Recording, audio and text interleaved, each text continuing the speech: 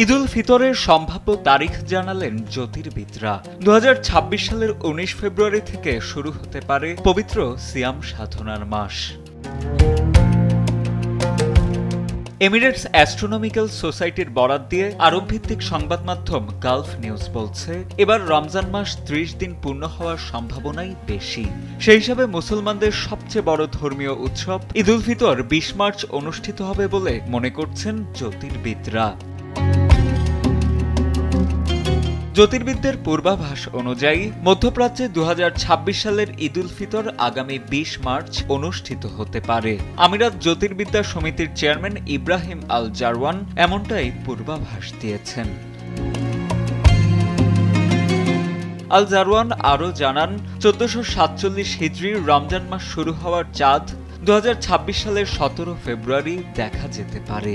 তবে ওই সন্ধ্যায় চাঁদ দেখার পরিস্থিতি কিছুটা চ্যালেঞ্জিংও হতে পারে। সেই হিসেবে রমজান মাস সম্ভবত 19 ফেব্রুয়ারি থেকে শুরু হবে এবং 30 দিন স্থায়ী হতে পারে। যদি জ্যোতির্বিজ্ঞানের গণনা অনুযায়ী রমজান মাস পূর্ণ 30 দিন স্থায়ী হয়, তবে সংযুক্ত আরব আমিরাতের অনুমোদিত ছুটির ক্যালেন্ডার অনুযায়ী সেখানকার বাসিন্দারা একটি দীর্ঘ ছুটি পেতে পারেন।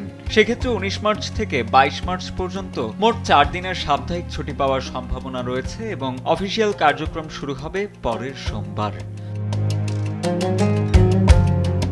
যদিও জ্যোতির্বিজ্ঞানের হিসাব উল্লেখিত তারিখ নির্দেশ করছে, তবে ইসলামী ক্যালেন্ডারের অন্যতম গুরুত্বপূর্ণ এই উৎসবের চূড়ান্ত নিশ্চিতকরণ সংশ্লিষ্ট দেশের চাঁদ দেখা কমিটি নিকটবর্তী সময়ে পর্যবেক্ষণ সাপেক্ষে নির্ধারণ করে থাকে।